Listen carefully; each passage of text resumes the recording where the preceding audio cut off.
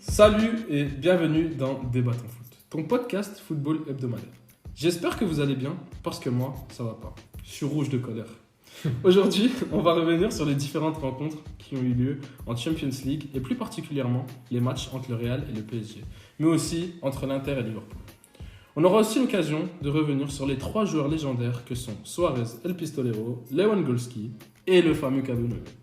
On finira par un quiz, mais je propose tout d'abord de remercier mes invités pour leur présence. Bienvenue Frelon, bienvenue FDB. Comment ça va? Je vous propose de me décrire votre ressenti vis-à-vis de tout ça par une couleur. Bonjour à tous, alors tout d'abord je te remercie pour ce magnifique concept et ton invitation. Tu sais très bien que parler foot c'est ce qui nous rassemble le mieux. Tu m'as demandé mon humeur du jour, je te dirais un rouge bien vif, bien colère, parce que franchement j'en ai gros sur la patate. J'ai passé une sale semaine, je vais pas te mentir, et j'attendais ce moment avec impatience. On aura l'occasion d'en reparler et j'ai hâte. Et je vais laisser la parole à FDB. Bonjour à tous, pareil que mon ami Frelon, un grand merci à Yacine pour l'invitation. Très content de pouvoir parler foot, pouvoir débattre, se réunir autour d'une table pour discuter de notre sport favori. Et concernant la couleur, j'ai choisi le noir qui caractérise le néant, un peu comme la performance des hommes de Carlo Ancelotti. On aura l'occasion d'y revenir plus précisément. Du coup, voilà, très content d'être là et hâte de parler. Des couleurs pas très joyeuses aujourd'hui, mais c'est un réel plaisir pour moi aussi de vous accueillir et je suis très content de pouvoir réaliser le premier épisode de Débattons Foot. Et on va commencer par revenir sur les compositions. Et je vais laisser la parole à Ahmed pour la composition du Real Madrid. Alors, nous qui sommes habitués du Real Madrid, pas de surprise, le 11 classique que Carlo nous pond à tous les matchs, quelle que soit la compétition, quel que soit l'enjeu des matchs, avec le retour très important de Karim Benzema et de Ferland Mendy, qui était donc incertain pendant un long moment. Et du coup, le reste classique, un acharné central à Alaba Militao, très solide depuis le début de saison. À noter le retour de Carvajal qui est revenu de 2 matchs de cela, il me semble. Le milieu classique, Casemiro, Kroos, Modric, et devant l'indéboulonnable Vinicius et Marco Asensio. C'est vrai qu'il n'y a pas vraiment de surprise vis-à-vis du Real Madrid, je ne sais pas ce que tu en penses FDB. Comme l'a dit Frelon, composition classique, il y avait un petit questionnement concernant le poste d'ailier droit, un peu comme à chaque match, vu que c'est entre guillemets le poste à prendre Real Madrid. On se posait la question s'il a titularisé Valverde ou Marco Asensio, mais bon, au vu des récentes performances d'Asensio, titularisation classique. Ouais, il a gagné sa place sportivement, ce qu'on en parlait en off tout à l'heure. Ouais, donc Marco qui a gagné sa place au fil des matchs, donc titularisation logique. Marco Asensio qui a marqué plus que, si je ne me trompe pas, Bale, Hazard et Jovic combinés cette saison. Non, c'est pas compliqué. Après, c'est pas compliqué, mais c'est quand même quelque chose qu'on peut. C'est déjà mieux, on va dire. C'est peut-être pour ça qu'il gagne sa place malgré que. Mais en fait, le vrai concurrent, le vrai prétendant à ce poste, ça aurait pu être Rodrigo, mais comme tu as dit, il n'a rien montré statistiquement nulle part dans le jeu. Le néant aussi, du coup, logique que Marco soit titulaire.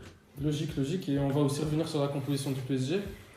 Concernant la composition du PSG, tout d'abord le poste de gardien, comme à chaque match, team Donnarumma ou team Keylor Navas, mais bon, choix logique selon moi de Donnarumma qui cette année sportivement surprise, Mauricio, il aurait pu très bien faire jouer Navas.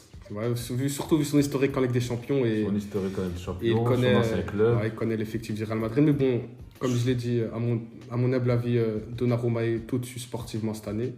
La défense attendue, Hakimi, Marquinhos, Kimpembe, Nuno Mendes. Le milieu de terrain, c'était un peu le secteur où il y avait débat pour savoir qui allait jouer. Il a décidé de titulariser Danilo, Paredes et le très très très grand Marco Verratti. Et l'attaque attendue, Neymar trop court pour être titulaire. Du coup, Di Maria, Messi et le très virevoltant Kylian Mbappé. On va vraiment pouvoir revenir sur Verratti qui a fait un match monstrueux. Mais petite question, moi au début du match je me posais la question, Danilo, est-ce que c'était le bon choix? Il y avait Gay qui revenait de sélection, il y avait d'autres options, c'était un choix fort? La réponse on l'a eu sur le terrain, Danilo il a fait un grand match et ça ne date pas que de ce match-là, il était sur une bonne série. Dans le dernier match face à Lille et à Rennes, il a fait 2 matchs très solides. Un doublé contre Lille. Avec les buteurs aux deux matchs précédents, il me semble. Du coup, c'est pas si surprenant que ça, sachant qu'il avait annoncé que Gueye serait indisponible pour ce match, encore trop court depuis son retour de la CAN. Et du coup, voilà, hein, pas de surprise à ce niveau-là, à mon sens.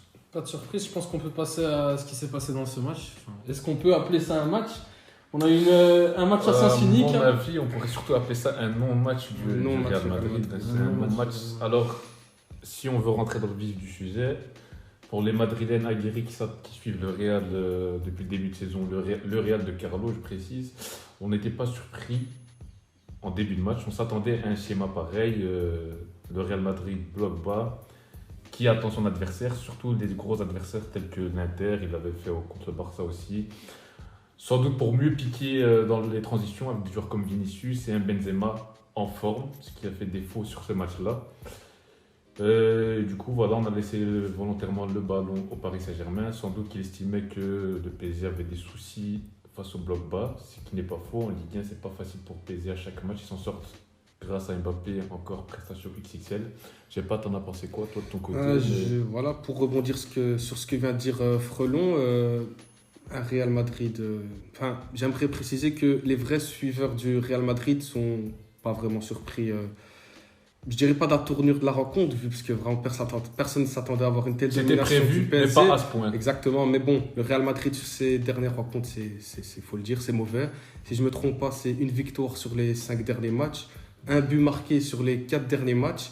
Et donc voilà, nous, personnellement, en tant que supporter du Real Madrid, je m'attendais à ce que Carlo laisse le ballon au PSG, mais de manière générale, l'animation et tout ce qui en convient du match, c'était beaucoup trop faible. Juste avant de laisser la parole, j'aimerais un peu expliquer comment on en est arrivé là, dans le sens où nous, en tant que supporters Real Madrid, on précise qu'on n'est pas surpris de l'approche du match. Pourquoi ? Parce que Carlo Ancelotti, quand il est arrivé au Real Madrid, il nous a promis un football offensif, un football porté vers l'attaque, etc. Et on l'a vu au début de saison. Souvenez-vous, au début, c'était un Real Madrid... on marquait beaucoup de buts. D'ailleurs, c'est ce qui a mis en confiance Vinicius dès le début de saison. Mais on en cassait aussi pas mal. On critiquait la défense parce que maintenant, Alaba et Militao font l'unanimité. Mais il ne faut pas oublier qu'au début de saison, ce n'était pas pareil. Et donc, au fil du temps, le Real Madrid marquait beaucoup, mais encaissait beaucoup. Et donc, vers la période de novembre, quelque chose comme ça, je n'ai pas le jour précis, il y a un petit changement dans l'esprit de Carlo. Il a adopté une approche beaucoup plus minimaliste, si je peux dire. Une approche beaucoup plus contrôlée, beaucoup moins de risques. Et d'ailleurs, ça a fonctionné. On a une belle victoire à Séville, une belle victoire contre l'Inter en Ligue des Champions. On est premier de Liga. Sur le plan statistique pur et dur, ça a fonctionné. Après, ça a ses limites. Je termine vite. Ça a ses limites. Car il faut avouer que Mauricio Pochettino a très bien travaillé ce match. Et voilà, je pense, à mon avis, qu'il a sûrement vu le match contre Bilbao, l'élimination Coupe du Roi. Il s'en est inspiré. Et bravo à lui. Je pense qu'on ne s'y attendait pas forcément. Quand même, on se disait que ce pari n'était pas convaincant cette saison. On s'attendait quand même à un Real Madrid plus efficace, même si c'était sincèrement le néant sur ce match-là. Moi personnellement, je pensais que le Real allait jouer bloc bas et partir en contre, mais en fait, il n'y a aucun moment où ils ont pu créer un contre. Je pense que c'était le plan, hein, parce qu'on l'a déjà vu, on l'a déjà fait. C'est pas la première fois qu'on se retrouve dans ce schéma de jeu-là. Le match contre l'Inter, par exemple. Le match contre l'Inter, le match en Supercoupe contre le Barça, c'est pareil. Exactement. Mais ce qui n'était pas prévu, à mon sens, c'est le niveau de déchets techniques qu'on a eu sur ce match-là. C'était assez impressionnant. J'avais jamais vu ça depuis très longtemps. Surtout le milieu de terrain, j'ai vu un Modric en très très grande difficulté. Il fait une grande saison quand même. On n'est pas habitué. Qui a été au repos dernier match. Kroos pareil, Casemiro était revenu à un bon niveau. Et j'ai vu un nombre de passes ratées, de contrôles manqués, de gestes de panique, de dégagement. Franchement, c'était assez incroyable à voir. On n'a pas l'habitude de voir ça. Et je pense que Carlo aussi ne s'attendait pas à ça. Et ça l'a surpris de voir ce niveau de déchet-là. Et forcément, ça a mis à mal tout son plan de jeu. Ouais. On a aussi un Vinicius qui n'était pas forcément à son meilleur niveau. Comme lors des derniers matchs, depuis le retour de la trêve, je pense que tu peux... tout d'abord, avant de parler de Vinicius, j'aimerais rebondir sur ce qu'a dit Frelon. Effectivement, on a été surpris par le déchet. On aime bien caractériser le Real Madrid par une équipe qui peut contrer n'importe quel pressing. Et clairement, sur ce match, ce n'était pas le cas. Je pense aussi que Ancelotti et moi-même d'ailleurs, j'ai été personnellement surpris par la qualité du pressing du PSG. Parce qu'en Ligue 1, c'est pas du tout ça. Ils pressent de manière désordonnée. Messi marche à côté, Mbappé presse une fois sur trois. Là, c'était coordonné, pardon. Un très bon pressing. Ils ont réussi à stopper tout simplement les sorties de balle du Real Madrid. D'ailleurs, pour revenir, je pense qu'on va revenir sur les performances individuelles après, mais Danilo a été très important par son positionnement. Il était axé sur le côté droit. La clé du match, à mon sens. Je pense pareil que Frelon. Le Paris Saint-Germain en possession de balle passait dans une défense à 3, ce qui permettait à Hakimi et Nuno Mendes de jouer très haut. Ce qui est encore une fois surprenant vu qu'en Ligue 1 ils ne le font pas. Ah ouais, c'est sûr, et ça a surtout obligé à Vinicius et à Asensio de revenir très très bas pour essayer de contrer les montées de Hakimi et Nuno Mendes. Et dès la récupération du Real Madrid, le peu de fois le Real Madrid a réussi à trouver Vinicius, grâce au positionnement de Danilo, prise à 2 avec Hakimi, et à sa décharge, il n'a pas pu exister. C'était injouable et on ne s'attendait pas forcément à une composition aussi efficace, sachant qu'il a vraiment quasi pas joué avec 3 défenseurs depuis le début de la saison. Il l'a fait par séquence. C'est... En cours de match, parfois, il passe dans une défense à 3, mais c'était... Après, c'était, si je puis me permettre du terme, une défense à 3 bis, dans le sens où, en possession de balle, le PSG était à 3, mais une fois que le Paris Saint-Germain avait son bloc dans son propre camp, là, c'était une défense classée à 4. C'est ce qu'on appelle une animation. Pour tous les grandes bouches qui critiquaient le travail de Mauricio Pochettino, on l'a vu sur ce match-là, il travaille, le petit Mauricio. Mais à juste titre, il méritait d'être critiqué. Le Paris Saint-Germain en Ligue 1, on ne va pas le répéter, tout le monde le sait, c'est très ennuyant. Mais c'est ce qui est particulier avec ce club, c'est qu'on le critique sur la scène nationale, mais c'est sur ces matchs-là qu'on l'attend, qu'on les attend. Force est de constater que Pochettino a remporté son duel avec Carlo Ancelotti. Et pour revenir sur Vinicius, moi personnellement, j'ai pas envie de taper dessus. Dans la physionomie du match, il a eu quasiment aucun ballon jouable. Le peu de fois il était en 1 contre 1 avec Hakimi, il y avait Danilo pour le gêner. Après, ce match, c'était très dur d'exister. C'est pas le seul. Tous les 3 devant, d'ailleurs. Mais c'est pas que sur ce match. Voilà, si tu veux tirer un constat sur Vinicius, ça fait plusieurs matchs maintenant qu'il est un peu en dedans. Moins clinquant que d'habitude. Depuis le retour de la trêve internationale. Il est un peu fatigué aussi. Justement, on revient encore plus loin. C'est le management de Carlo qui fait très peu tourner. Comme je dis, aucune surprise à tous les 11. L'histoire du Brésil qui joue 48 heures après. Toujours pas passé. C'est très grave. On peut considérer ça comme une faute professionnelle. On n'avait jamais vu ça auparavant. Un joueur qui part à l'autre bout du monde avec un décalage horaire de plus de 8 heures, je ne sais combien, et qui joue le lendemain. Ça pose question sur le management de Carlo et l'utilisation de son banc. Exactement. On pourrait faire un podcast entier sur le management de Carlo Ancelotti cette année qui, je trouve, est désastreux. Mais voilà, c'est ce qui justifie quelques méforts, mais au-delà de ça, le peu de fois où Vinicius avait le ballon, je ne sais pas si vous avez l'occasion de marquer, les milieux n'attaquaient pas, ne montaient pas, n'accompagnaient pas. Les milieux n'accompagnaient pas du tout. Exactement. C'était, à mon sens, enfin je suis sûr à 100%, c'était encore une fois une consigne de Carlo Ancelotti qui est venu au Parc des Princes avec une approche minimaliste. Voilà, exactement. J'avais l'impression que le Real Madrid ce soir-là était... Avec tout le respect que je dois à la Ligue 1, une équipe de bas de tableau de Ligue 1 qui est venue jouer le 0-0. Même Bruges a été plus audacieux et a créé plus de danger. On est quand même le seul club en Ligue des Champions que le PSG a affronté n'a pas les avoir mis autant en difficulté. Le PSG, son parcours en Ligue des Champions cette année, c'est catastrophique. C'est cataclysmique. Le PSG, ils ont un match contre Manchester City. Moi, personnellement, c'est un vol. Ils gagnent le match, mais bon, un exploit de Messi, mais ils se font tuer. Leipzig, ils prennent l'eau. Bruges, match aller, ils font un très bon match. Et le match retour un peu compliqué. Mais c'était déjà éliminé. Ils font un bon match. Mais bon, Carlo Ancelotti, comme je vous expliquais, ce que vous expliquez en préambule, il a une approche beaucoup plus minimaliste ces derniers matchs. Parfois, ça peut justifier, mais là, à mon avis, c'est l'extrême et c'est indigne d'un club comme le Real Madrid. Moi, en tant que supporter du Real Madrid, clairement, ça passe toujours pas. Je peux comprendre et je pense qu'on était sur un non-match parce qu'on ne s'y attendait franchement pas. Et on peut aussi louer la performance du PSG, on s'y attendait pas aussi. En fait, on a assez tiré sur Carlo et le Real Madrid, on les a assommés à mon avis, mais il faut surtout souligner aussi le grand match du Paris Saint-Germain. Alors, c'est peut-être pas le match du siècle visuellement en tant que spectateur neutre, mais ils ont réussi leur match. Pochettino a réussi son pari tactique. Il a réussi à mettre en place quelque chose de cohérent, ce qui lui était reproché depuis le début de saison, avec le trio Neymar, Messi qui joue, qui défend pas, 7 contre 2, 7 plus 2, 7 plus 3. Et là, on a vu une performance d'équipe qui attaque globalement ensemble, même si Di Maria ne fait pas un grand match offensivement, mais globalement, c'était cohérent. Et surtout, on a vu une belle attitude à la récupération du ballon. Voilà, on se déplaçait, on essayait de casser les lignes de passe du Real, on cassait les transitions entre les milieux de terrain parce que on sait que le Real Madrid, ils sont capables de geler le ballon pour laisser passer la tempête, ce qu'ils n'ont pas laissé faire au Real.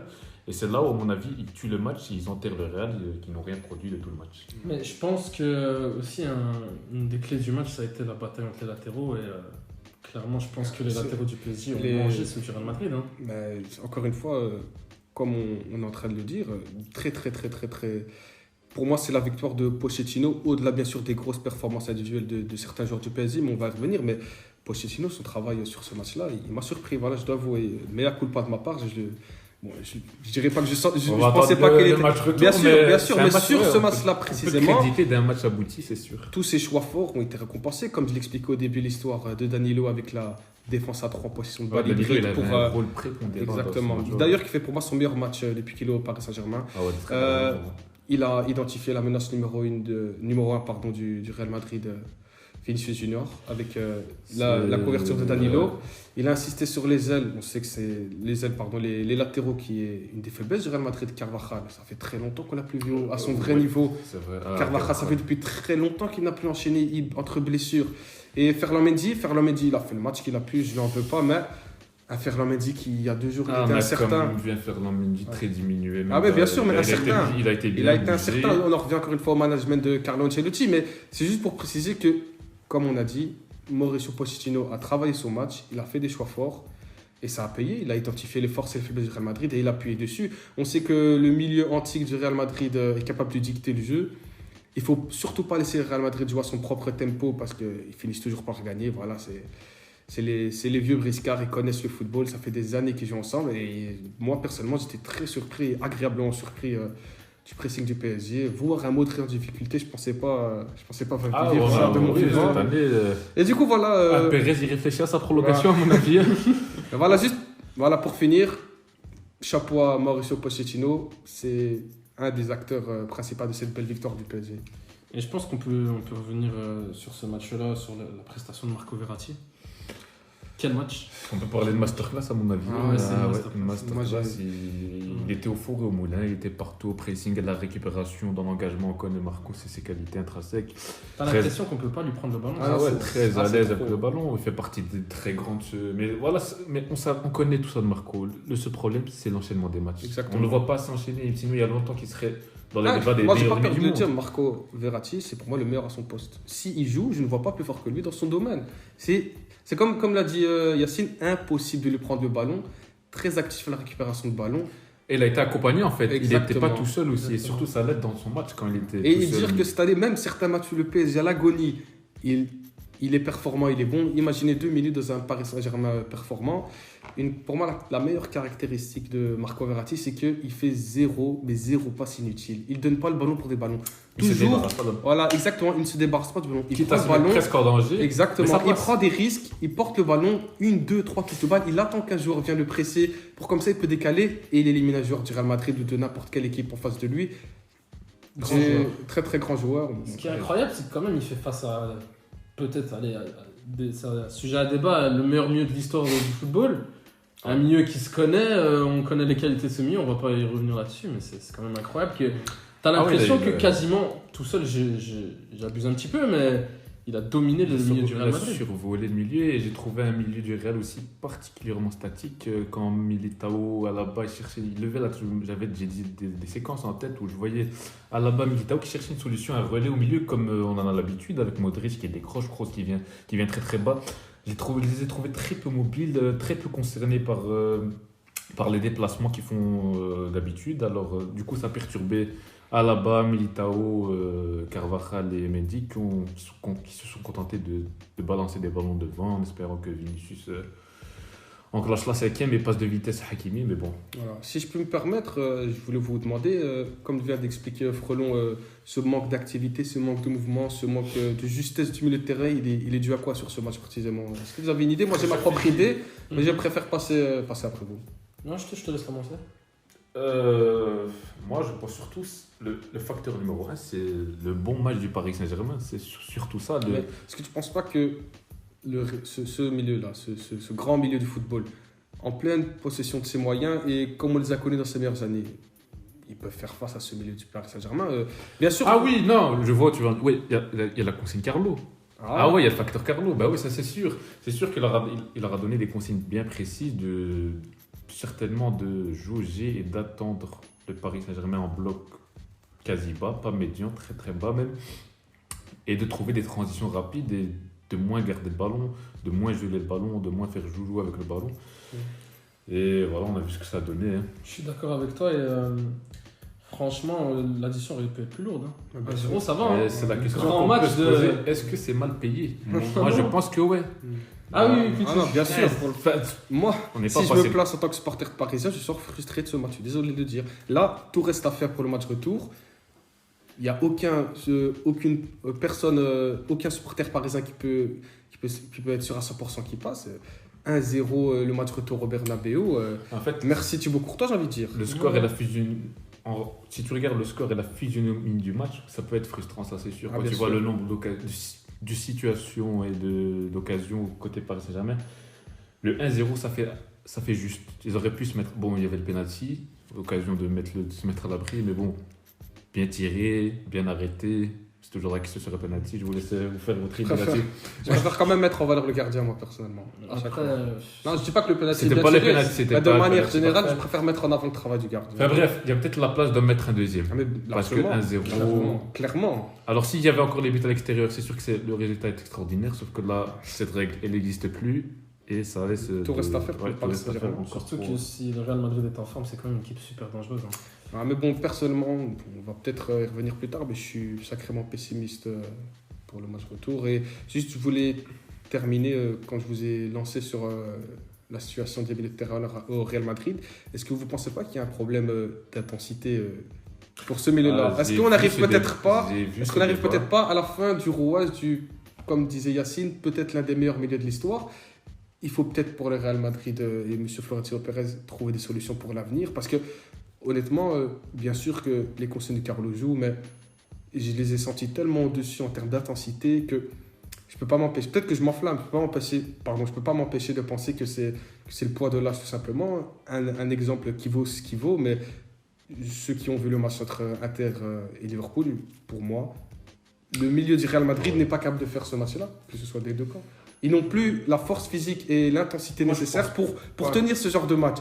Comme je l'ai dit, quand le Real Madrid arrive à jouer à son propre rythme, endormir le match entre guillemets, ils sont extraordinaires. D'ailleurs, les trois, ils font une saison plutôt correcte, voire très bon selon chacun. Mais dans ce genre de match où le Real Madrid n'est pas en possession de ses moyens, il ne contrôle pas le match, je trouve ça peut-être un peu juste.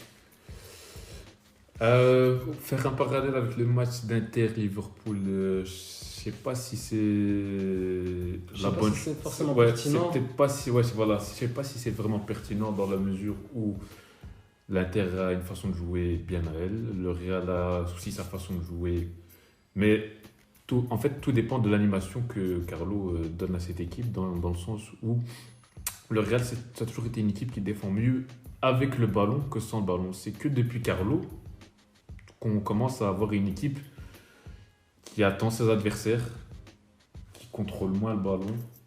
Et donc, je me demande, je m'interroge aussi, est-ce que ce schéma de jeu-là est fait pour les joueurs qu'on a à l'heure d'aujourd'hui au Real Madrid, avec des joueurs vieillissants?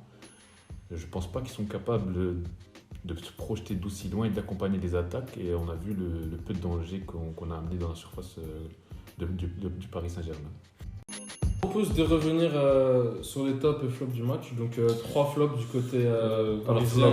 Carlo, non je rigole. On a s'est tapé dessus, on a compris que Carlo il a flopé comme on dit dans le jargon sur ce match. Mais pour parler des acteurs du terrain, côté Real Madrid, si on doit sortir 3 joueurs, moi je mettrais Thibaut Courtois qui est dans la lignée en top 1, ouais, bien sûr, en top 1, qui est dans la lignée de ce qu'il nous fait depuis de 2 ans maintenant facilement. Grand match, grand 8e meilleur gardien du monde d'après France Football. On va pas revenir là-dessus, tu connais ma position très tranchée là-dessus, ça va tirer trop fort. On va rester poli et calme. J'aurais mis en deuxième position Militao, solide, légèrement en difficulté en même temps face à Mbappé qui est dans une forme intersidérale. Pas aidé du tout par Carvajal, c'était pas simple. Il a dû le couvrir. Il s'en est bien sorti. C'est quand même fautif sur le but, mais bon. Fautif sur le but, ouais. Difficile de bien vouloir si après 94 minutes de concentration et. Non, je lui en veux pas, mais bon, c'est un fait important du match. C'est un fait important du match, ouais, c'est sûr. Et en troisième position, je mettrais son compère de la charnière centrale à la balle qui a serré les coudes avec Militao dans la douleur, dans la difficulté, qui a su tenir la baraque plus ou moins avec quelques gestes de grande classe. Difficile à la relance, mais bon, pas aidé par son milieu de terrain. Ouais, je pense qu'on a. Moi, personnellement, j'ai le même top 3 que toi. Pareil, le même top. On a le même top. Voilà, je trouve qu'on n'est pas assez en avant la performance de la BAC. Je trouvais bon dans ce marasme collectif. Il était bon, c'est vrai. À la relance, il a intercepté pas mal de passes tranchantes du PSG. Ouais. Je trouvais bien placé, toujours dans son intensité, toujours. T'as l'impression que ça fait depuis 15 ans qu'il est là. Ah ouais, ça c'est fou. On a l'impression que c'est lui le capitaine de l'équipe, un leadership. Du coup, voilà, j'aimerais. Je voulais juste mettre en avant David Alaba, j'ai bien aimé son match. Voilà. Le trio, sinon, le top, c'est le même. Défensif, le trio défensif, c'est celui c'est le joueur qu'on a le plus vu en fait sur ce match. Et vu qu'on n'a pas vu les joueurs offensifs ni le milieu de terrain, logique. Compliqué pour Real Madrid. Les flops, je te propose de commencer. Moi, j'ai une tête d'affiche, c'est Carvajal qui m'a épaté par sa médiocrité sur ce match. Franchement, ça fait il y a longtemps que je n'avais pas vu un joueur aussi mauvais sur un match, en tout cas côté Real. En difficulté à chaque prise de balle de Mbappé. En même temps, c'est Mbappé. Même Nuno Mendes, ça fait mal. Bien sûr, Nuno Mendes. Mais mauvaise lecture des trajectoires de balles, toujours à contre-temps dans ses interventions défensives. Le penalty qui est l'exemple type, le résumé de son match. En fait, si je devais résumer son match, c'est sa faute bête sur le penalty. Il est coutumé du fait. Au lieu d'accompagner c'était Mbappé qui était. Il était excentré en plus. Voilà, il était excentré. Son seul rôle, c'était d'accompagner Mbappé. Il n'était pas dangereux en premier instant. C'est pas la première fois, si vous vous souvenez bien, face à Sterling. On a pris cher. Surtout ce tacle-là sur l'extérieur, je ne comprendrai jamais. Si vous vous rappelez à l'époque de Neymar Barcelone, c'était lui, notre point faible. À chaque fois, ça poussait du côté. Il est trop impulsif sur ce tacle dans la surface.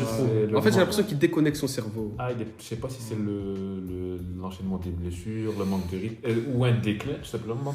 À mon avis, c'est un ensemble de tout ça. C'est un humain comme tout. Est-ce qu'il fallait faire jouer Lucas Vazquez? Je ne sais pas. Je ne suis pas là. Vu son entrée, je pense pas.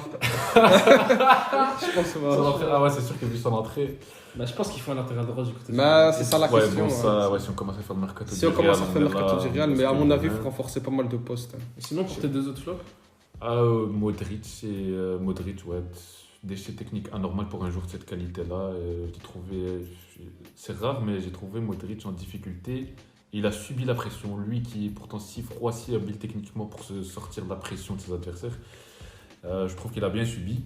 Et le troisième, je mettrais quand même Vinicius, mais pour toutes les raisons qu'on a expliquées, je trouvais un Vinicius très brouillon. Il a eu des ballons difficiles. Caricatural encore une fois. Très caricatural, très brouillon. Alors pas aidé par Benzema qui, faut le dire, qui était absent. Fantomatique. Il a fait un râteau. J'ai sauté de mon canapé. Il a pris des balles, j'ai sauté de mon canapé. Mais à part ça, fantomatique. Des belles photos Insta, des belles déclarations sur Twitter, mais pas grand chose dans le match. On lui en voudra pas. Pour le moment. Vu la physionomie du match, je pense que très peu d'attaquants auraient pu se débrouiller. C'était compliqué. J'aurais pu mettre Asensio, mais bon, j'ai mis Vinicius parce que c'est celui-là qu'on attendait le plus. C'est le choc avec Mbappé. Asensio, on a bien décrit comme un joueur moyen partout avec juste c'est pas de lui qu'on attendait la lumière. Moi, personnellement, j'ai le même top, le même flop que Frelon, juste.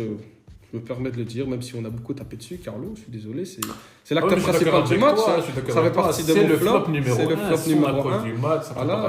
Il a préféré parler des acteurs du terrain, mais ils sont régis par la tactique et les choix de Carlo. Je suis désolé, il a été désastreux. Sinon, j'ai rien d'autre à ajouter. C'est principalement les mêmes flops que Frelon. Pour ma part, je mettrais quand même Asensio en premier. Personnellement, j'ai vraiment été scandalisé. On s'y attendait, c'est pas un énorme joueur, oui, on sait. Qu'est-ce qu'on attend de Marco s'il n'est pas en position de frappe aux 30 mètres, il sert à rien. Personnellement, il y a des transversales qu'il a fait, c'était mauvais. Il y a des moments où il récupère le ballon, pour faire la passe à 20 mètres. Il tente impossible. Il est comme pas. Moi, j'ai pas envie de taper sur Asensio, vous connaissez mon avis sur ce joueur autour de la table. Je le porte pas du tout dans mon cœur, mais alors pour faire une analogie avec ceux qui jouent à FIFA, il a 60 partout, il a 90 en frappe. C'est la vie de Marco Asensio. C'est pas plus loin, s'il est pas en position de frappe dans les 30 derniers mètres, c'est un joueur banal. Je trouve Vasquez meilleur que lui opposé les droits. Je pense que c'est ce que vous voulez, mais. On y reviendra, je peux hormis la frappe, Vasquez derrière le. Fred Dermel, dédicace à toi. Je sais pas si vous avez vu le tweet. Marco, 3 millions, Mbappé, 180 millions, on en reparle dans 2 ans. Ben, ça marche aussi 5 ans plus tard. Merci Fred. Merci Fredo pour les conseils. Ouais, je voulais perso, je voulais vraiment venir sur Ferland Mendy. Je l'ai pas trouvé fou. Il revient plus sûr, certes. Mais compliqué techniquement, c'est fou. Mais on connaît Ferland. On connaît ses défauts. J'ai pas envie de faire son jugement. Là, mais c'est vrai que c'était quand même plus que d'habitude, mais dans la globalité, c'était pas le seul. Non, c'est ça. Moi personnellement, j'aime pas taper sur lui dans le sens où c'est Marcelo derrière lui. Ce sera toujours mieux que Marcelo. Et 48 heures avant le match, il était quasi incertain. C'est encore une fois dû au management de Carlo. Il fait le match qu'il a fait, il a été mauvais. Mais bon, comme 90% de l'équipe. Personnellement, en plus, on connaît quelles étaient ses faiblesses. On sait très bien que faire le Mendy, l'OP, c'est très compliqué. Qu'est-ce que vous voulez pour le Real Madrid? Je propose de passer au PSG. Au PSG. Ouais, on va se taper dessus les pauvres. Si je peux commencer, on commence par les flops. C'est dur de sortir quelques flops, mais moi, en numéro 1, c'est Angel Di Maria. Ouais, j'ai trouvé tellement caricatural. Il faisait toujours trop agressif. Too much à chaque fois. Il a tiré, tous de trop. Les mauvais choix. On doit revenir sur un des points noirs du match. Généreux dans les efforts. Mais peut-être trop généreux dans le sens où t'as l'impression qu'il courait sans foi ni loi, il ne sait pas où il mettait ses pieds. Beaucoup de fautes sur Vinicius. Il faut aussi compenser les retours de Messi aussi. C'est pas évident. Mais bon, je ne les trouvais pas juste techniquement. Après, bien sûr. Honnêtement, il a été mauvais. Mon deuxième flop du côté du Paris Saint-Germain, honnêtement, j'en ai pas vraiment personnellement. Moi, je suis quand même.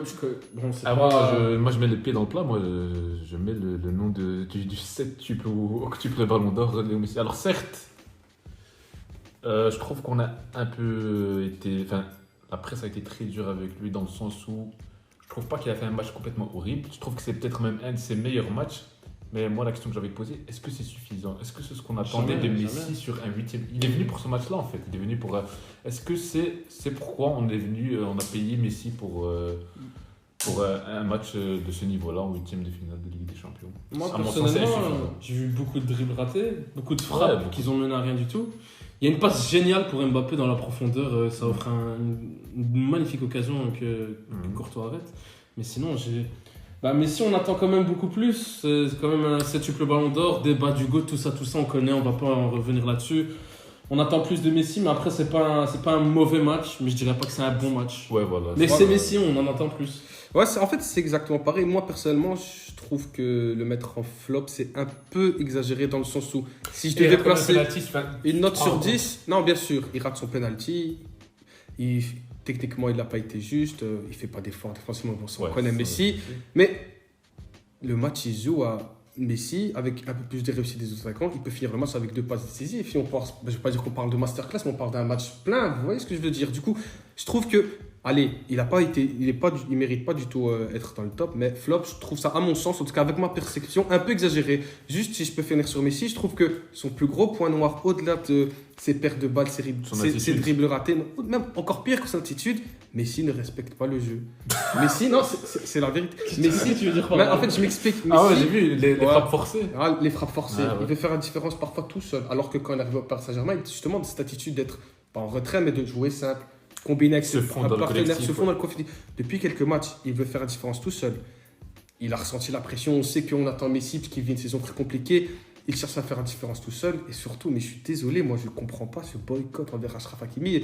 Mais c'est vraiment. Les Argentins détestent Hakimi. Ah ouais, mais c'est trop. Là, Hakimi, plusieurs fois, était très bien positionné. Il lui esquive. Il utilise son appel comme à chaque fois pour rentrer intérieur et faire n'importe quoi. Du coup, pour finir sur Messi, pour résumer, je dirais que flop. Je trouve à mon sens que c'est exagéré, mais son non-respect du jeu, en tout cas, moi, si je me place en tant que supporter parisien, c'est trop problématique. Ouais. Donc c'est un mauvais match. Merci FDB pour cette intervention, cet éclairage exceptionnel. Je vous propose aussi de revenir sur les tops du match. Il y a quand même vraiment beaucoup de choses à dire sur les tops. C'est pas difficile, mais pour moi il y en a deux qui se dégagent clairement, les deux vedettes, les incontournables du Paris Saint-Germain. C'est le baromètre du Paris Saint-Germain. Si ces deux joueurs vont bien, le Paris Saint-Germain se porte bien. Le grand Kylian et le grand Marco, masterclass des deux. Il n'y a pas grand chose à rajouter. Ceux qui ont vu le match, ils savent. Il suffisait de savourer avec les yeux. Ils ont fait la misère aux défenseurs et au milieu du Real Madrid. Incontournable. Personnellement, je n'ai pas les superlatifs pour décrire le match de Marco Verratti et de Mbappé. Ouais. Ils ont fait un peu de choses près le match parfait. Qui peuvent jouer juste, sans problème. Si je peux rajouter mon troisième top, on en a parlé au début du podcast, mais Danilo. Big up à Danilo Pereira, un joueur qui a longtemps été moqué du côté du Paris Saint-Germain, mais Danilo, quand il a une tâche précise, il fait le job et son match est parfait aussi. Danilo, il a fait tout ce qu'il devait faire. Il a même pris des bonnes initiatives balle au pied tout en jouant simple. Vraiment, clairement, pour moi, Danilo, il mérite les encouragements. Moi, franchement, j'ai jamais trouvé que Danilo était un mauvais joueur. J'avais déjà eu l'occasion de voir des matchs de Danilo au Portugal avec la sélection. J'ai toujours trouvé que c'est un joueur correct. Enfin, dans un cadre collectif cohérent, c'est un joueur qui fait la différence à son niveau. Collectif dans son rôle. Si on lui demande pas trop, si on lui demande ce qu'il sait faire, il sait le faire très très bien. Il le fait très très bien. Exactement, c'est un joueur de collectif. Mais dans ce genre de match-là où on l'utilise comme coup tactique, comme surprise du chef, je suis désolé, mais c'est une des plus belles victoires de Mauricio Pochettino très match. Merci la canne. Moi, je tenais à revenir sur Leandro Paredes. J'ai trouvé bon, juste. Leandro, c'est vrai qu'il est passé un peu sous l'ombre de Marco et de Danilo, mais il a eu un match tranquille. Exactement. On n'a pas été très embêté, on n'a pas été le chercher. Je dirais pas qu'il mérite dans des flops, ce serait vachement exagéré, mais je me dis que même dans une telle domination parisienne, il n'a pas réussi à me faire une impression plus que ça. Ouais, mais bon, sans vouloir discréditer la performance du PSG, mais là, il est dans un fauteuil. Alors que Paredes, il n'y a aucune différence spéciale à faire. Il a joué simple. À la 5 sur 10, il a fait rien de spécial, rien de mauvais et rien de bon. C'est pas plus mal. Voilà, c'est ça. Après, c'est pas pour le descendre, mais bon. C'est le joueur qui m'a laissé la moins bonne impression du côté de Paris Saint-Germain après Di Maria. Mention spéciale Hakimi qui a pris sa revanche face à Vinicius. Là, il a fait la misère avec l'Inter. Je trouve qu'il a bien cadré, solide défensivement. Il a gagné ce duel. Il a montré qu'il savait aussi défendre. C'est aussi dû. C'est aussi dû à l'aide de Danilo, certes, mais je trouve qu'il a été très bon dans les contre-1. Il n'a pas été pris. Il a joué juste. Voilà.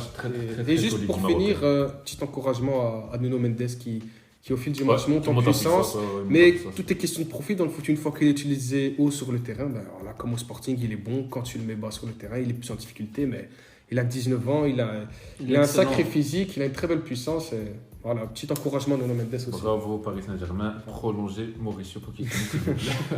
Les mots de la fin. Je vous propose de revenir sur le deuxième match le plus intéressant de cette semaine. Ouais, clairement. Inter Milan contre Liverpool, Lautaro Martinez contre Mohamed Salah, le grand Liverpool de Klopp contre le champion de Serie A. C'était un bon match de foot. Bon match de foot, ouais. Si je dois résumer un match des deux équipes. Ouais, exactement. Déjà, première mi-temps, une belle bataille au milieu de terrain, assez équilibrée, même si Liverpool a eu plus de situations en première mi-temps, mais les 30 premières minutes en deuxième mi-temps de l'Inter Milan, ils font le match qu'il faut pour bouger la deuxième mi-temps, Liverpool. Vraiment, très très très belle deuxième mi-temps de l'Inter Milan, mais c'est tout le paradoxe du foot. Ils finissent le match et ils perdent 2-0 et bye bye la Ligue des Champions. Alors pourtant ils font le match qu'il faut. Bon, pour ce match-là, on a la consigne d'aller un peu plus vite, donc je ne vais pas revenir sur chaque performance, mais... À noter aussi, il manquait Barella côté Inter. Il manquait Barella. Vidal s'en est bien sorti. Ouais. Alors peut-être il manquait un peu le surnombre de vent, de justesse technique, ce qu'elle peut apporter Barella, quelqu'un qui se projette beaucoup, qui est Dzeko, très mobile. Qu'on a senti un peu Dzeko, un peu esselé par moments, Lautaro, un peu brouillon. Un peu l'âge, je trouve, pour Dzeko. Je le trouve lent sur certains. Mais en fait, c'est Dzeko, on connaît le personnage. C'est le poids de l'âge. Il n'a pas l'accélération d'un Kylian Mbappé, par exemple, mais c'est un joueur qui... Il connaît ses forces, il connaît ses faiblesses, il a un bon sens du jeu et malheureusement hier je trouve que c'est justement ça qui lui a fait défaut, c'est que tout ce qui manquait à l'Inter Milan pour tuer, c'était la dernière passe. À chaque fois, je ne sais pas si vous avez moi ça m'a marqué personnellement, beaucoup de situations d'Inter Milan, il y a une intervention de dernière minute qui vient chambouler tout ça et notamment Dzeko qui n'a pas été toujours très juste et Lautaro Martinez, sa petite crise continue 7 matchs marqués, 7 matchs dessus. il n'est pas mauvais dans l'absolu, mais bon, il manque de présence. C'est lui qui devait prendre le lead après le départ de Lukaku. Et d'ailleurs, c'est caractérisé par Simone Inzaghi. J'ai vu les derniers matchs de l'Inter Milan. Lautaro sort avant Didier Deco parce qu'il est en dessous. Il a du mal à se montrer, il a du mal à marquer. 7 matchs de suite sans marquer. Du coup, voilà, match cruel. On va dire, il a manqué l'efficacité. Il a manqué l'efficacité pour l'Inter. Et Liverpool, ils ont fait un match que j'ai envie de caractériser, Real Madridesque. Un match pas fort alors. Un match de champion quand même. Non, un match de champion. En fait, c'est d'accord. Bien sûr. Ouais, on a senti l'expérience Ligue des Champions. On a senti une équipe qui a gagné la Ligue des Champions. L'Inter Milan, ils ont fait la mi-temps qu'il fallait faire en deuxième mi-temps, mais j'ai pas senti Liverpool une fois l'agonie dans ce sens-là. Ils ont toujours tenu le fardeau. Ils ont réussi à gérer les temps forts de l'Inter. Ils ont réussi à ne pas encaisser quand l'Inter poussait très fort. Ils ont réussi à cadrer l'orage. Et finissent le match en gagnant 2-0 à l'expérience. Est-ce que vous pensez que c'est plutôt une bonne performance de Liverpool ou c'est un manque d'efficacité de la part de l'Inter? Les deux. Non, pardon, excusez-moi, manque d'efficacité de l'Inter plutôt pour moi. Parce que Liverpool, ils n'ont pas été en période, surtout en deuxième mi-temps. Je ne vais pas dire deux coups du sort, puisque c'est bien joué, surtout le corner sur la tête de Firmino, mais l'Inter Milan, clairement, ils peuvent avoir des regrets. À la fin du match, je ne pense pas que certains supporters de l'Inter Milan seraient énervés contre leur équipe. Ils ont fait le match qu'il fallait, mais c'est le foot. Il a manqué de justesse. Voilà. Après, je trouve que c'est très, comment dirais-je. En fait, les équipes avec autant de caractère comme l'Inter, c'est des équipes qui persistent à produire leur jeu, à insister même quand c'est dur, quand il y a eu un gros pressing de Liverpool en première mi-temps. Et ils ont insisté à essayer de relancer le ballon proprement. Ça aurait pu mal finir, ça aurait pu mal finir. Du côté Liverpool aussi. Ouais, c'est deux équipes qui n'ont pas voulu renier leur principe de jeu. Ils ont continué dans leur idée, ils ont essayé de faire ce qu'ils font d'habitude. Et je pense que c'est ça qui est. Et c'est ce qui, à mon sens, qui a donné un très bon match. Un match spectaculaire. Deux équipes qui ont joué leur jeu, quitte à prendre des buts ou à en marquer. Enfin voilà quoi. Très beau match de foot. Je vous propose de me donner votre homme du match avant qu'on passe à la prochaine séquence. Pour moi, compliqué. Si l'Inter gagnait, moi j'aurais dit Çalhanoğlu qui était fourré. Franchement, il m'a impressionné. Personnellement, c'est Brozovic ou Skriniar. Skriniar, malgré le fait qu'il ait encaissé 2 buts, Skriniar était très bon. Ouais, c'est très solide. Brozovic, il a fait un bon match. J'en ai vu des meilleurs Brozovic, des matchs de Brozovic. Surtout par rapport à l'adversité que j'ai envie de le mettre au-dessus. Mais quel joueur. Et sachant qu'il est libre dans quelques mois. Il va prolonger. Beaucoup de clubs pourraient s'y intéresser. Moi, j'ai vu que la prolongation, c'était sa priorité. Après, bon. Il a tout intérêt à rester à l'Inter, selon moi. Il a tout à gagner. Le projet, il est cohérent. Ben là, il commence à performer avec des champions. Ouais. D'ailleurs, c'est qui va l'accueillir? Quel club peut l'accueillir et sur l'Inter, j'en vois pas. Il faudrait peut-être en parler à Leonardo. Ça peut être intéressant. Mais on va pas reparler de Leonardo, on a beaucoup de choses à dire. Bon, je vous propose qu'on passe à la prochaine séquence. Bienvenue dans Game of Thrones. Le jeu où on choisit entre 3 joueurs, 3 équipes, 3 coachs, enfin bref. Ça peut être 3 choses liées au football et on fait un choix. Qui on met en titulaire? Qui on met sur le banc? Et qui on évase du club? Et il va falloir licencier de grands joueurs, de grands coachs. Et aujourd'hui, le débat, c'est Karim Benzema, Lewandowski, Suarez. Et je vais commencer par parler un peu de la carrière de Karim Benzema. Bon, je ne vais pas vous refaire l'histoire, on sait très bien. Joueur de Lyon, 4 championnats de France d'affilée, l'éclosion d'un grand talent, la génération 87. Et qui vient toquer à la porte? Tonton Pérez. Il vient chercher son petit joyau français. Et l'attaquant va rejoindre le Real Madrid, où il va avoir des débuts, ma foi, un petit peu compliqués au début, avec l'histoire du chat, Mourinho. On se rappelle de cette histoire où il y a eu un petit quiproquo entre les deux. Le José, sacré José. Et puis, à partir du moment où ça s'est réglé, on a vu une carrière fantastique. Et à la période de 2012 à 2015, où depuis la BBC, depuis 2012, en fait, c'est titulaire quasi indiscutable le Real Madrid depuis 10 ans. Il y a peut-être Higuaín ou un petit moment, il y avait Isco. Au Real, c'était un peu compliqué, mais c'est clairement titulaire indiscutable. 830 matchs, quand même. 405 buts en carrière, 191 assists, ce qui fait un goal assist de 596 en 830 matchs. C'est très correct. Si on peut comparer, c'est plutôt pas mal. C'est vrai, sachant qu'on connaît Benzema, c'est quand même un attaquant classe. C'est pas qu'un attaquant. Peut-être le seul 9,5 de métier du football. On est sur un joueur qui a gagné de nombreux trophées, période fantastique avec le Real Madrid, élément clé, 4 Champions League, une Ligue des Nations, 4 championnats français, 4 Ligas, 4 Coupes du Monde des clubs. Ah ouais. Ça en fait un palmarès. 4e au Ballon d'Or cette année. Bon, ça peut se discuter, on va pas revenir sur le fait que Jorginho est 3e et qu'il ne le mérite pas, mais c'est pas grave. Pas cool. Ouais. Pas cool, pas sport. Non, mais quand même, Karim Benzema cette année, pour moi, c'était minimum podium du Ballon d'Or. On va pas revenir là-dessus, cette récompense très spéciale. Alors, il y a une petite crise en 2016 pour Karim Benzema, mais je pense qu'on va revenir dans les arguments. 5 buts en Liga. Saison à 5 buts.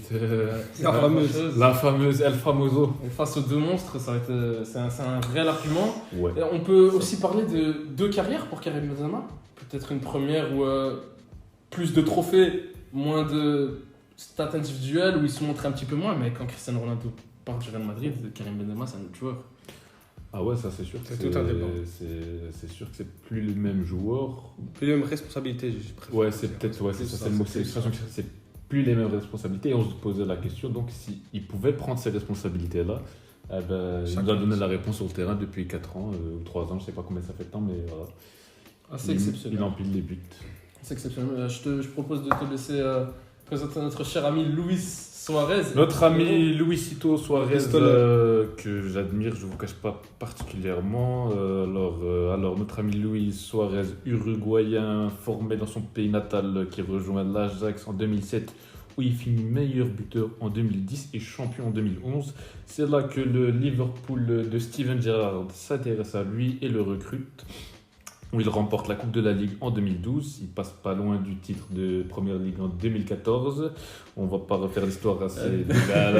la glissade, la fameuse glissade qui lui coûte, où cette saison, je vous cache pas, c'est peut-être la première année où je m'intéressais au championnat anglais, où j'ai rencontré le phénomène Suarez, qui a sûrement délivré sa meilleure saison, que ce soit en termes de stats et en termes de spectacle, en termes de niveau de jeu. Alors, notre ami Luis Suarez, après cette fameuse saison 2014-2015, il est transféré au FC Barcelone, où d'ailleurs il tout débute la saison avec une suspension de plusieurs mois qui l'empêche de débuter le championnat. Et c'est pas ce qui va l'empêcher de faire une saison extraordinaire statistiquement. Il va s'intégrer avec le fameux trio Messi, Neymar, la MSN, qui vont remporter. Ils vont faire même le quintuplé cette saison. Liga, Coupe du Roi, Coupe du Monde des clubs. Il remporte tous les titres. Alors en statistique, en chiffres, notre ami Suarez, c'est alors 515 buts, 232 passes décisives. Énorme stat que de nombreux gens négligent, et pourtant ça fait de lui le meilleur passeur des 3. Ouais, c'est fou de se dire ça. Donc au total, ça fait une contribution de 747 goals assists. Ça fait quoi? Une Ligue des Champions, un championnat des Pays-Bas, une Copa América en 2012, il a été buteur en finale d'ailleurs dans mes souvenirs. Alors ce qu'on aurait pu lui reprocher, ou ce qu'on lui a reproché durant sa carrière, c'est peut-être un peu son manque de buts en Ligue des Champions. C'est vrai, si on regarde le ratio, ça fait pas énormément de buts en Ligue des Champions, mais surtout à l'extérieur. Après ça, moi je crois que c'est un détail, soit extérieur domicile. Je parle dans la compétition générale, qui exige un certain niveau et des attentes toujours plus grandes. Donc voilà, ça peut se débattre. Toujours titulaire indiscutable, fin de carrière un peu compliqué en ce moment dans une équipe de l'Atlético qui ne tourne pas si bien que ça non plus. Alors on peut parler de son niveau actuel qui est assez... On peut parler de déclin clairement, mais enfin voilà, carrière exceptionnelle, grand joueur, il en a fait rêver pas mal. Joueur qu'on retiendra certainement. On reviendra sur ça, mais peut-être le seul des 3 qui est en déclin. Le reste, c'est un argument top. Ça peut s'entendre, mais l'année passée, il remporte la Liga et joueur très important, incontournable. Il offre la Liga littéralement, du coup c'était il n'y a pas si longtemps que ça, donc ouais, ça s'entend. Après honnêtement, oui, cette saison il est en dessous des 2 autres, mais bon, c'est pas le débat. En dessous des 2 autres, dans une du coup, moi je vais vous présenter l'attaquant qu'on connaît tous. Le phénomène Robert Lewandowski, attaquant polonais de 33 ans, 1m85. 33 ans, il est, oui. Ils ont le même âge. Ils ont le même âge, la même génération, le débat parfait, j'ai envie de dire. Robert Lewandowski a un parcours assez linéaire. Il a commencé en Pologne, excusez-moi pour de la prononciation. Il a commencé à Znix Prozos. Il s'est très très vite fait remarquer. Il est transféré dans si je ne me trompe pas, Le club principal, un des clubs principaux en Pologne, de Lech Poznań. Ouais, on les avait affrontés, je crois. En Ligue des Champions, ouais. Ça me dit quelque chose. Ensuite, transfert au Borussia Dortmund, à refaire l'histoire, il casse tout. Transfert au Bayern Munich. Le fameux club ami. Le fameux club ami, comme j'ai dit, un parcours assez linéaire, un parcours parfait, on pourrait dire. Robert Lewandowski, considéré comme l'un des meilleurs avant-centres de l'histoire, notamment grâce à son jeu complet, redoutable dans les surfaces de réparation adverses. Une stat assez impressionnante. Deuxième meilleur buteur de l'histoire de la Bundesliga, derrière la légende Gerd Müller. Il n'a pas dépassé? Non, il a dépassé en une saison. Le nombre de buts en une saison. Mais dans l'histoire de la Bundesliga, c'est le deuxième meilleur buteur. Et à mon sens, il est premier parce que le foot a évolué. Je ne vais pas refaire ce débat par rapport aux anciens joueurs. Mais bon, ça va choquer des puristes. La stat est là, deuxième meilleur buteur de l'histoire de la Liga. Et bon, comme je l'ai dit en préambule, surnommé Lewandowski, un surnom attribué par les supporters et les journalistes après ses capacités à marquer à quasiment tous les matchs. Bon, les stats de Lewandowski en carrière, terrifiantes. 822 matchs, 587 buts, 163 assists, une contribution de goal assist de 750 en 822 matchs. Rendez-vous compte, c'est presque un but, un assist sur toute sa carrière. C'est dire le monstre que c'est. Il n'a pas eu d'adaptation. Dès son plus jeune âge, il a commencé à empiler les buts. Il y a une stat intéressante de Lewandowski. Dans tous les clubs qu'il est passé, il n'a dans aucun club, il a un ratio de moins de 1 but tous les 2 matchs. Tous les clubs où il est passé. C'est quand même une stat terrifiante. Alors que c'est un ratio digne des meilleurs attaquants de l'histoire. Concernant son palmarès, il a 25 titres en carrière, une Ligue des Champions, 9 Bundesliga, un Ballon d'Or. Bon, un débat qui va en choquer plus d'un. À mon sens, il est double Ballon d'Or. Il n'est pas Ballon d'Or, c'est le fameux grande Léo Messi. À mon sens, il est double Ballon d'Or, mais bon, on est en termes de, comment dire, factuellement il ne l'a pas. Et concernant la concurrence, il n'a jamais été réellement concurrencé, toujours indiscutable dans tous les clubs où il est passé. J'ai pas d'autre chose à... Petite critique qu'on peut émettre, c'est qu'il n'a pas énormément je suis pas d'accord, moi. de buts en phase finale dès le décès. Encore, moi je suis pas vraiment d'accord. Je suis pas d'accord avec cette statistique parce qu'on a tendance à oublier que Lewandowski, c'est, si je ne me trompe pas, le 3e meilleur buteur de l'histoire avec les champions. C'est quand même une stat assez incroyable. Ok, si on décortique, peut-être qu'il a un peu moins de buts en phase finale de Ligue des Champions, mais les stats sont là, il est quand même régulier et c'est un joueur important. Il ne se rate pas dans les grands matchs, à mon avis. C'est un très grand joueur, de toute façon, on parle de 3 légendes. Mais après, on cherche aussi la petite bête. La petite bête, c'est vrai, c'est tellement un débat si tu veux compliqué. C'est sûr qu'il faut fouiller dans les abysses des statistiques. Exactement, et comme on en parlait avant avec le Suarez, Lewandowski, c'est comme le vin. Plus le temps passe, plus il est meilleur. Il a 33 ans, il est toujours au top. Il n'arrête pas de marquer. Ça fait encore depuis les années Covid qu'on vient de vivre. J'ai l'impression qu'il ne s'arrête pas. Donc voilà, j'ai présenté Lewandowski du mieux que je pouvais et on va faire place au débat. On va pouvoir trancher.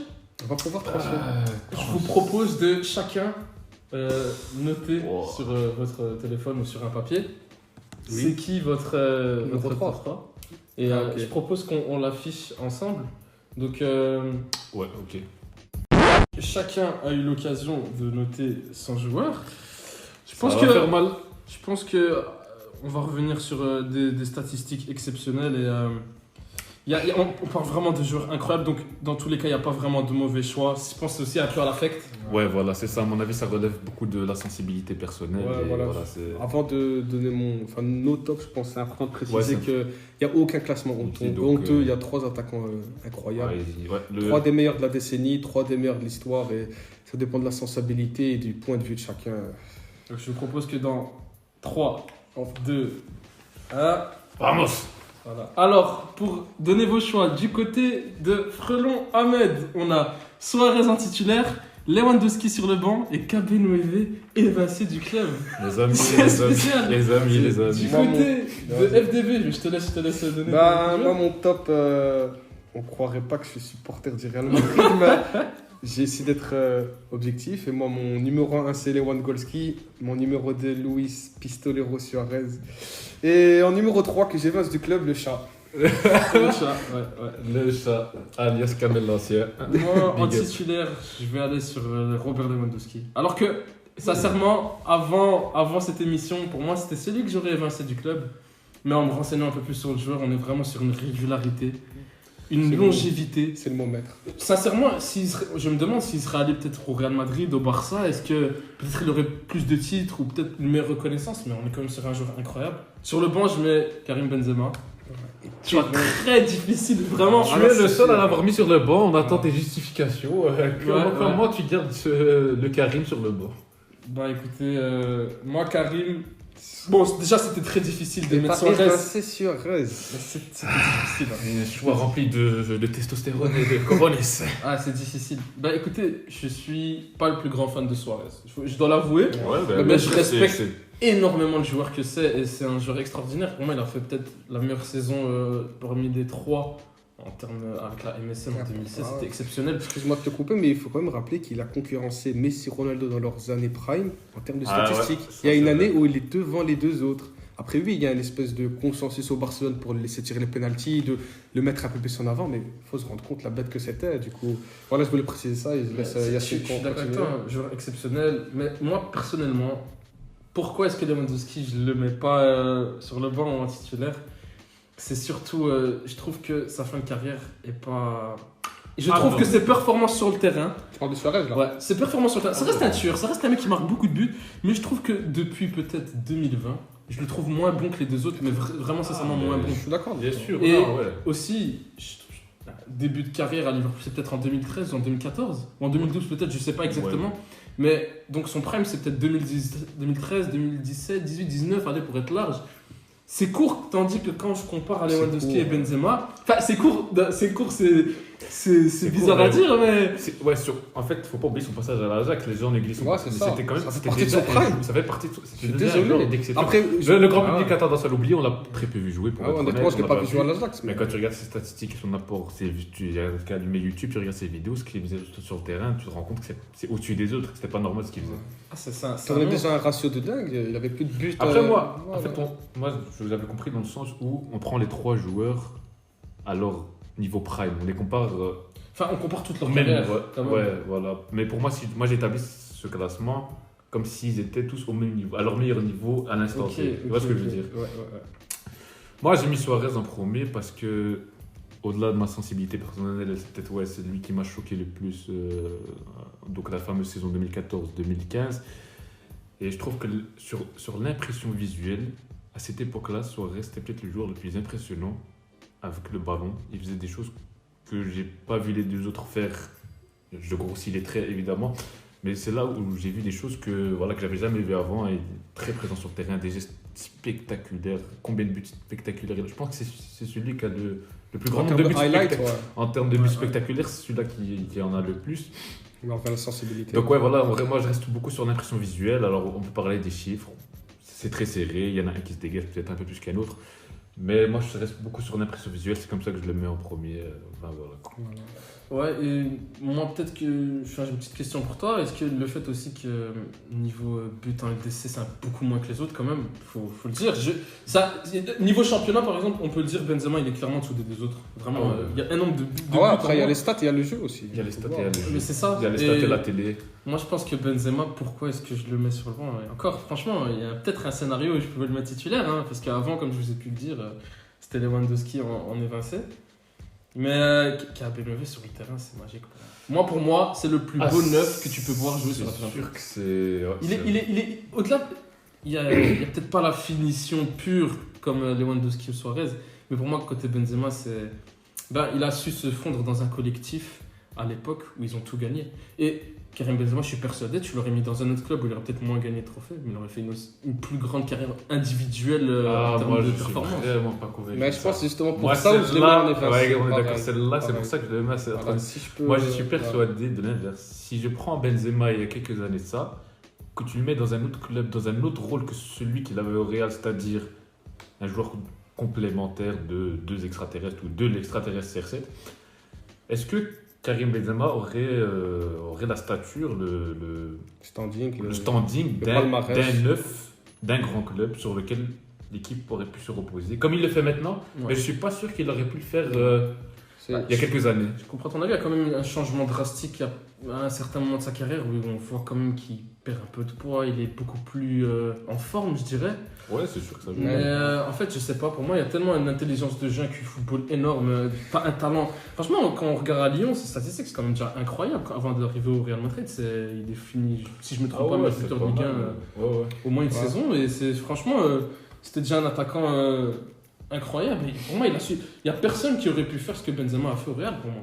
Dans le sens où qui aurait pu s'adapter comme ça. Dans ce profil-là, oui, peut-être. Après, moi, si je peux justifier mon choix de évincer Karim Benzema. Non, tu peux pas. En fait, voilà, pour être honnête avec vous, j'ai pas de classement réel. Donc, c'est très dur de me faire une idée claire de qui est premier, deuxième ou troisième. Je me suis posé la question, qui je vois le plus faiblir. Et je me suis posé la même question que Frelon. Karim Benzema, dans mon conscient, j'ai un scénario où il faiblit. Je l'ai déjà vu en difficulté. Par exemple, sa saison à 5 buts au Real Madrid, ça n'est jamais arrivé à Lewandowski, ça n'est jamais arrivé à Luis Suarez.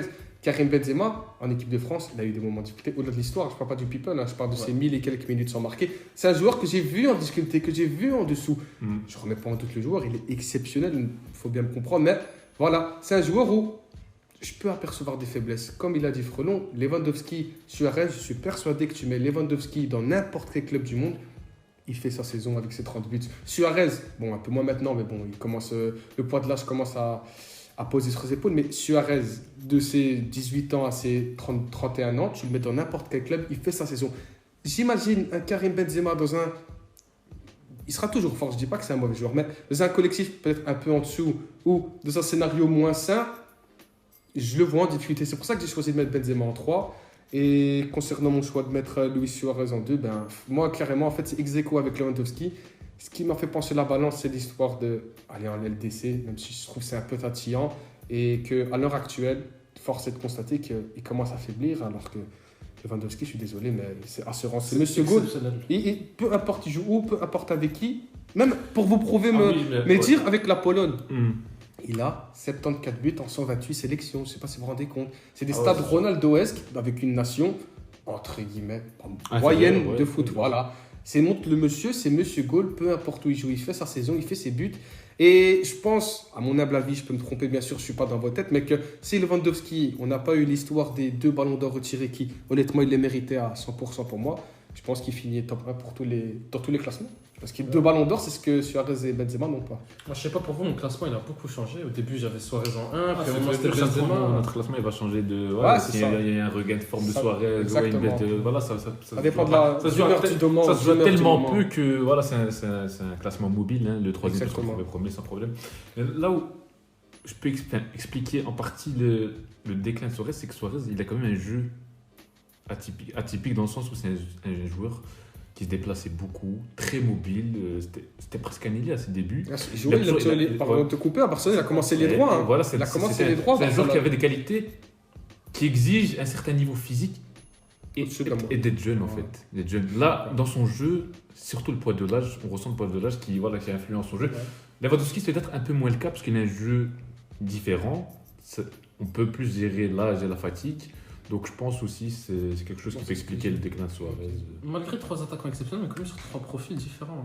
Ouais, 3 profils complètement différents. Même si il y a quelques similitudes entre Benzema et Lewandowski. D'ailleurs, en interview, il l'a dit récemment, Lewandowski, qui se voyait un peu en Karim. Il a fait une longue interview. Et du coup, voilà, c'est ce que je voulais dire. Et concernant ce qu'a dit Frelon par rapport au déclin physique de Suarez, oui, c'est caractéristique de son style de jeu, mais voilà, c'est tellement serré que moi je peux pas m'empêcher de prendre ça en compte, même si on va dire que c'est malgré son style de jeu, c'est tellement ex-aequo avec Lewandowski que allez, je saute sur l'occasion pour m'extirper, je sais pas si tu comprends. C'est une occasion, c'est une porte de sortie. C'est une porte de sortie exactement pour trouver un numéro 1. C'est ça. Après, par rapport à l'histoire de Prague, je suis d'accord que Suarez, que ce soit à Liverpool ou même à Barcelone, il faut le dire, c'était le meilleur attaquant de pointe du monde, tout simplement. Sur les 10 dernières années, c'est peut-être le meilleur match du monde.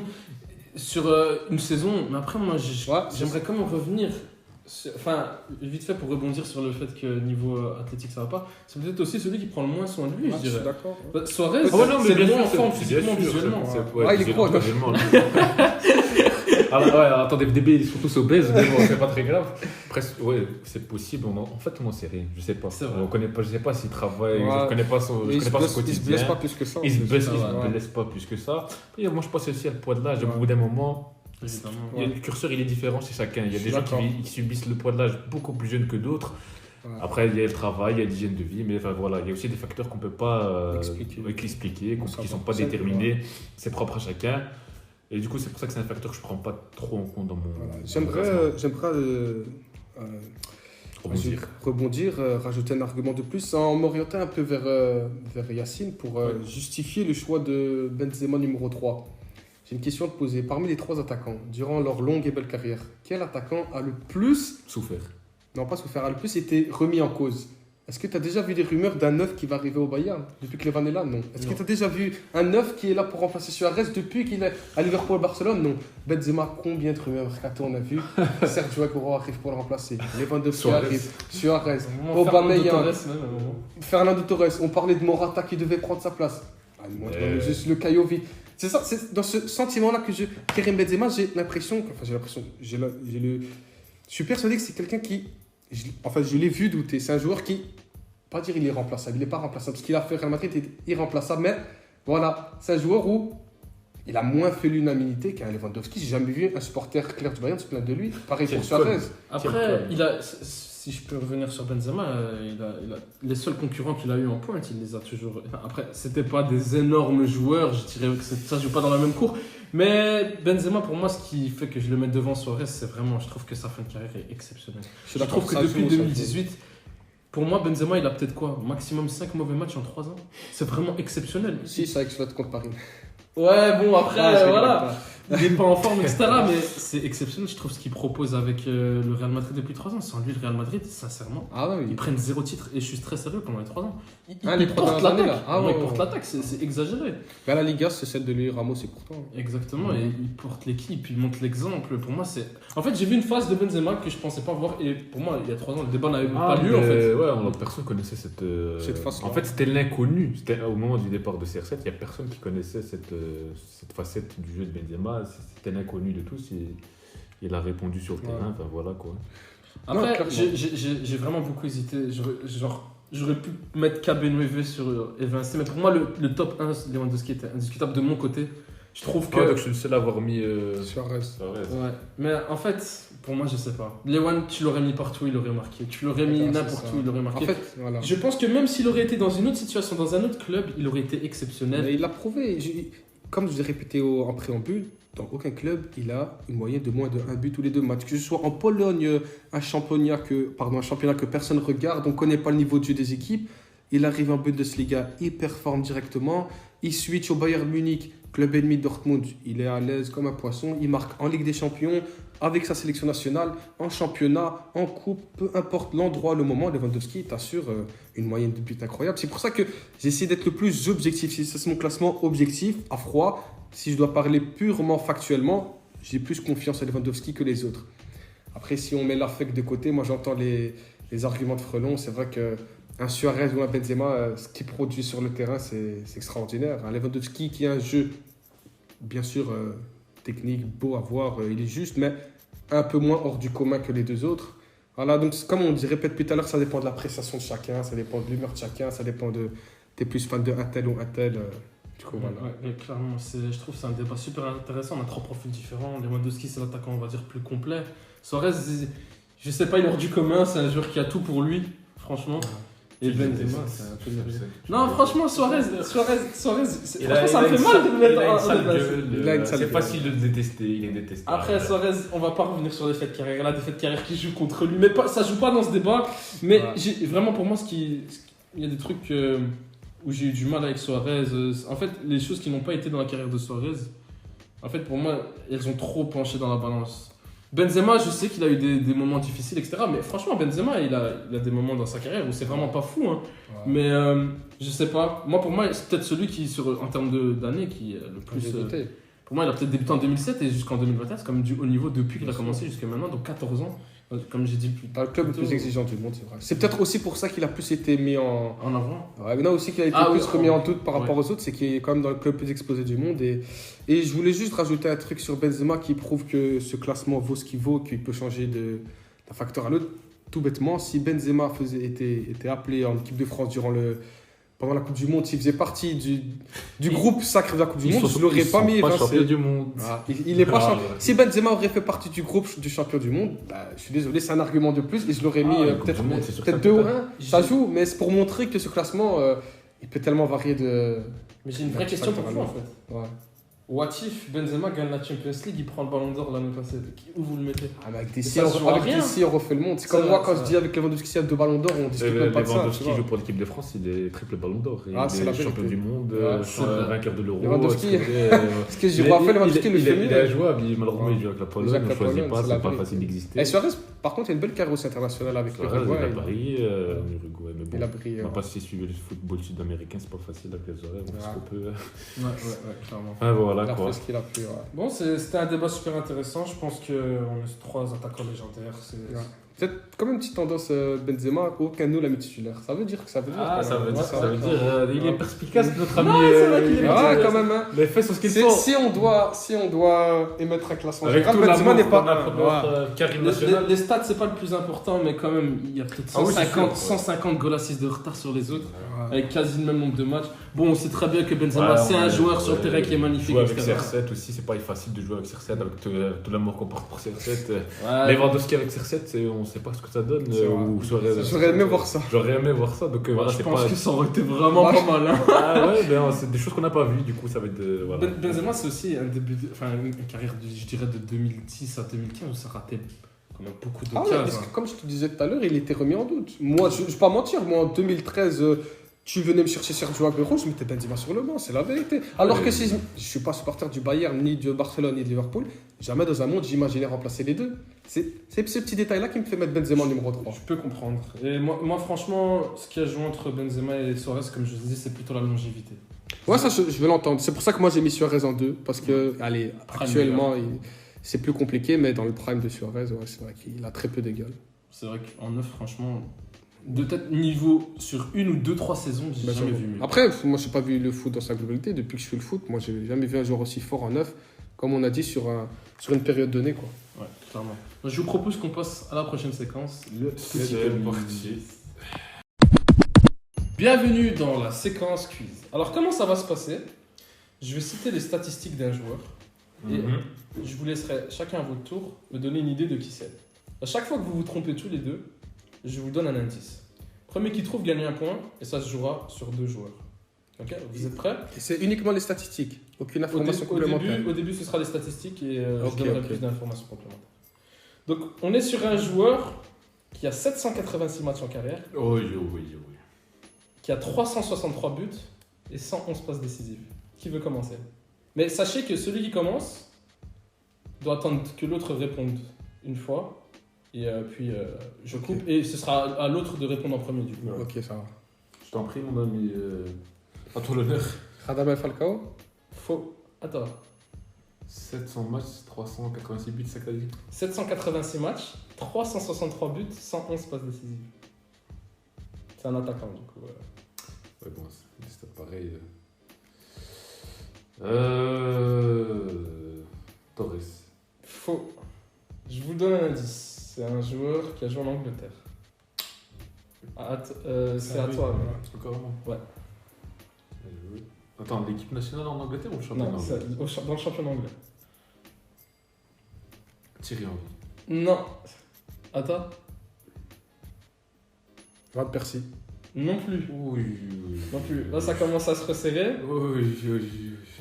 Je vais essayer de donner un indice pas très gros. Il a fait une saison en première ligue à 32 matchs, 29 buts et 10 passes décisives. 32 matchs, 29 buts, 10 passes décisives. Ouais, énorme saison en première ligue.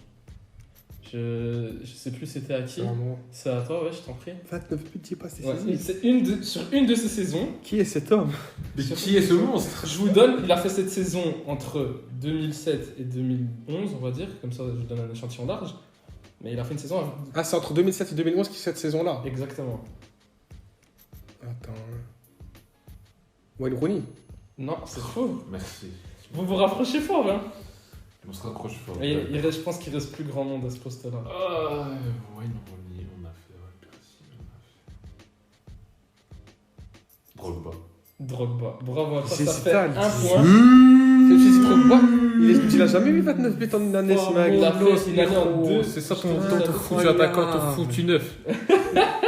Si, Fan de aussi, lui. ça m'a dit hier. Comment tu peux- Non, mais Après, il a franchement, fait le plus rire de Chelsea de Drogba une fois, c'est sa détente, son c'est franchement, pas si facile que ça, pas si facile que ça. Et ça fait 1-0 pour le FC Frelon. C'est quoi, on gagne quoi? Il y a une surprise. À la fin de la saison, on va essayer de voir ce qu'on peut faire. Mais bon, le budget de l'émission n'est pas très grand, vous le savez très bien. On se contentera de l'honneur. Là, je vais vous parler d'un joueur qui n'a pas forcément eu la plus longue des carrières. Ok? C'est Benzema. Mais assez incroyable niveau statistique pour un joueur qui, franchement, n'a pas eu une tellement longue carrière. Mais bon, on est sur 432 matchs et 203 buts. J'ai pas la stat sur les passes D, mais ça donne ça. Donc c'est un joueur qui a quand même 423 matchs et 200 buts. Donc c'est quand même un bon joueur. Je vais vous donner un indice parce qu'il est vraiment pas facile. Il a joué en Serie A. Oh. Qui souhaite commencer? Tellement des vieux briscards en Serie A. Oh. Qui souhaite commencer? En Serie A, 200 buts. 203 buts. Et il a fait une saison en Serie A à 30 matchs et 16 buts. 16 buts, ça Ça meilleure meilleur. saison. En Serie A, c'était sa meilleure saison. Ouais. Il est régulier. Ça veut dire que j'ai 16 buts à chaque fois, là. Pas tellement, parce que il y a beaucoup de matchs qui sont pas forcément. J'en dirai pas plus, mais pas facile à trouver. C'est quoi la génération? Si je voulais que je vous donne un indice, mais je vous propose de d'abord donner un nom, sait-on jamais. Immobilier. Faux. Adriano. C'est juste. C'est Ah, c'est incroyable! Comment t'as dit? J'ai réfléchi. Ouais, Voilà. mais c'est Zot. ouais, c'est incroyable. Hein. Mais 203 buts en carrière, c'est fou comme stat. C'est fou. Et il avait déjà mis 100 buts en 2009. Adriano. Je sais qu'il avait une carrière courte, ouais. Personne ne l'a vu jouer. Je rigole, c'est une Bon. boutade. Bon joueur de son époque, mais voilà. Bonjour. Je vous propose de terminer cette émission sur les pronos. Donc ça fait chacun un point pour la semaine prochaine, donc super. On va pouvoir partir continuer ça. remise. Exactement. Donc la semaine prochaine, si je me trompe pas, on a un Manchester contre Atlético Madrid. Cholismo est-il mort? C'est la question. La question- C'est la question du moment. Est-ce que c'est le Cholismo n'est pas mort qui va gagner ou c'est le Su? Bonne question. Alors, c'est quoi votre prono? Ah, il joue déjà. Il joue à l'Atlético ou à C'est Madrid? une bonne question. Je vais regarder ça tout de suite. Ok. Mais je pense qu'il joue à l'Atlético. Ah, vu l'état de forme De cette équipe, de l'Atlético, on pourrait présager. À l'Atlético aussi. On il joue. pourrait Jérôme présager Cameron. une victoire facile de Manchester. Mais comme nous suivons Manchester et CR7, vu le niveau de jeu que propose Manchester, Ah, c'est pas facile à rien pronostiquer. n'est joué, rien n'est C'est impossible. difficile. Moi, Ah ouais. personnellement, C'est au Je tente. Metropolitano. je dirais 1-1. Franchement, je vois un match très Nul. nul. Ouais, un mauvais match. C'est le match des clowns, de- honnêtement. Après, c'est sur la forme du moment. Après, il y a le facteur Cristiano Ronaldo, bien sûr, il ne faut jamais l'enterrer. Mais Ouais. vu la forme des deux équipes, C'est- je vais regarder le match pour Ronaldo, je vais regarder le match. C'est quand parce même. que C'est quand même ça peut va être une belle affiche en termes de Exactement. prestige de club, mais je m'attends à rien niveau foot. Ah, football, j'ai peur pour nos yeux. J'ai Ouais. peur Un pour petit espoir en pour nos Paul jeunes Pogba. enfants qui regardent ce match. Attention, ceci ne sera pas une représentation digne du football, les amis. Ouais. Méfiez-vous. Cachez vos enfants. Fermez les yeux. Non, Mais bon, alors, si je devais donner un pronostic, allez, on va se mouiller. On va partir sur un match fou furieux. Les deux équipes jouent leur saison. C'est leur seul moyen de se qualifier pour la Ligue des Champions. 1-3 Manchester United. Bah, franchement, ça me surprendrait pas que. Ouais, enfin, si je peux rebondir par rapport à ton prono, Yacine, 1-1, en fait, l'Atlético, ils encaissent tellement de buts en ce moment que je peux pas imaginer un match où ils encaissent qu'un seul but. Du coup, voilà, j'ai le Après- même genre de pressentiment que Frelon, sauf que moi, je partirais sur un 1-2-2. 1-2-2, ouais. 1-2-2, ouais. Je pense que Manu a C'est dans des la erreurs boîte. individuelles aussi qui vont payer cher. Bah, ça va être super intéressant à voir. Bon, je vous laisse pronostiquer sur un autre match qui va être intéressant. Vous me disiez ce que vous en pensez, mais Chelsea-Lille, donc Chelsea ça va pas forcément super. Ouais, ils font le job non sans plus. plus. Ça va, Ils font le c'est- job, ouais. Après, Lille, cette saison, Ça, ils c'est- arrivent à se sublimer contre C'est contre ça, les- c'est contre- sublime. Après, La ils ont- dernière débâcle contre le ah, Paris ils ont pris comme Saint-Germain, Saka contre Paris qui ouais. vient me contredire, mais leur parcours en Ligue des Champions, il est honorable. Il est... Plus qu'honorable. Ah, il est- Et il est pas- au-dessus il des- est très même bon, même. extra- Ils finissent comme Ouais. Liverpool. Ouais, ils finissent comme Liverpool, c'est au-dessus d'espérance. Les trois derniers matchs, ils ont. Je crois que c'est trois victoires, trois derniers matchs, dont une victoire à Séville.